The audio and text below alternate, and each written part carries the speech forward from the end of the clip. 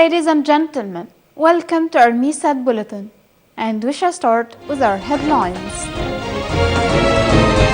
Blasts in and around Baghdad kill at least 11.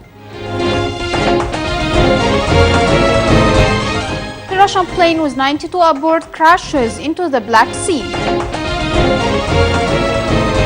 And moving on to our details, starting with the violence in Iraq.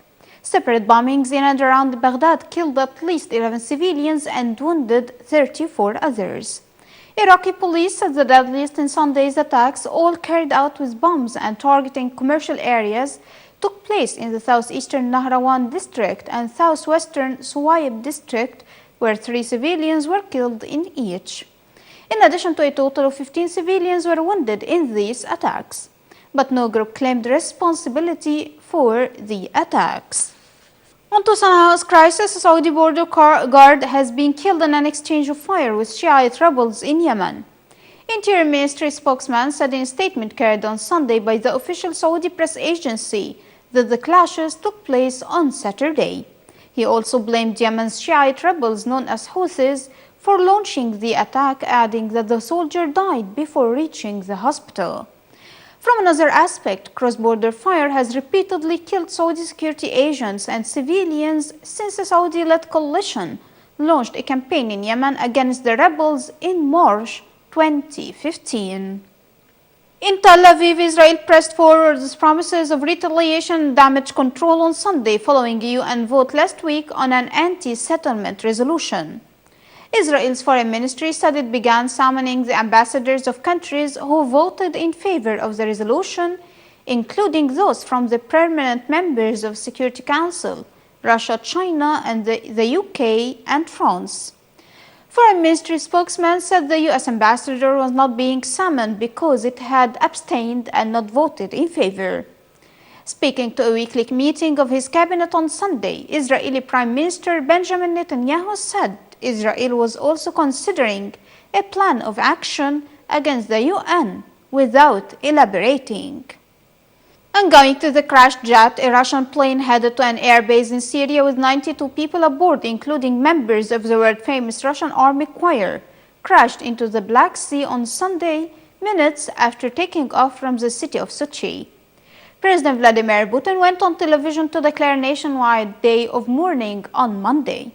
By Sunday afternoon, rescue teams had already recovered several bodies from the site of the crash of the Tu-154, which belonged to the Defense Ministry and was taking the Alexandrov ensemble to a New Year's concert at the Hamaim Air Base in Syria's coastal province of Latakia.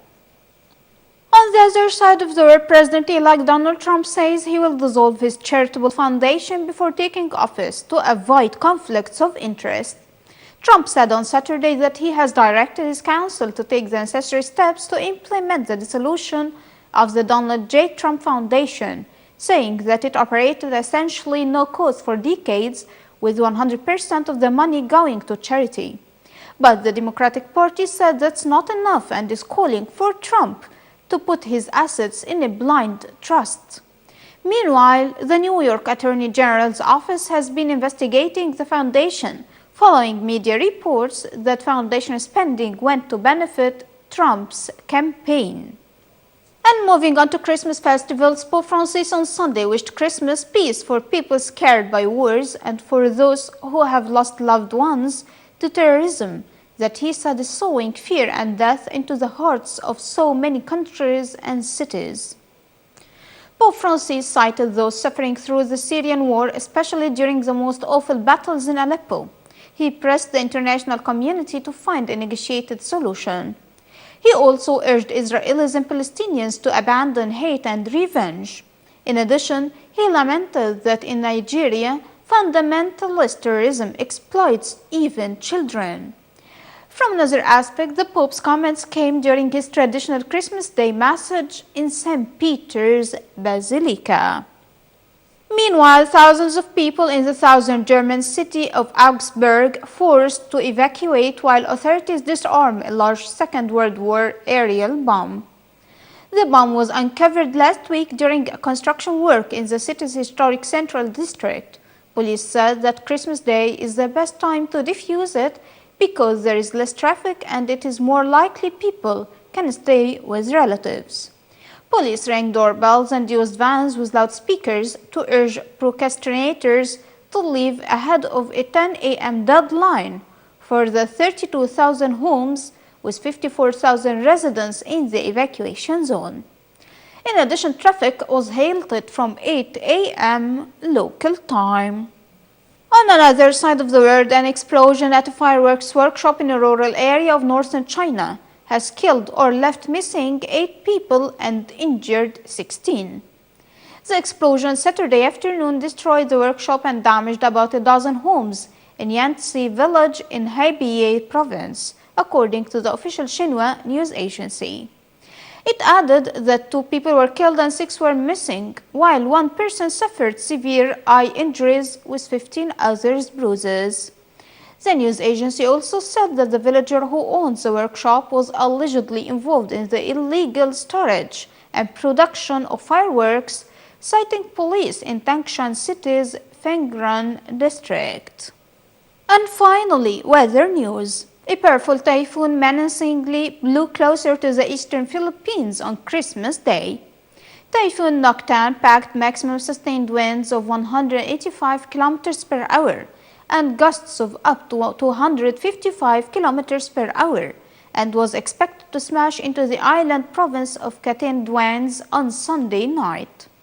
It's then forecast to blow westward across the southern portion of the main island of Luzon and pass close to the capital Manila on Monday before exiting over the South China Sea.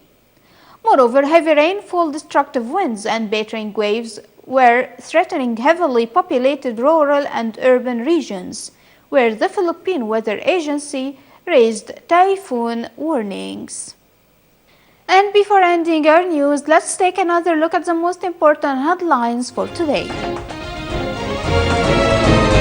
Blasts in and around Baghdad kill at least 11. The Russian plane with 92 aboard crashes into the Black Sea. And we reached the end of our NewsSat Bulletin for today. Thank you for joining us. See you tomorrow in a new bulletin and wish you a Merry Christmas.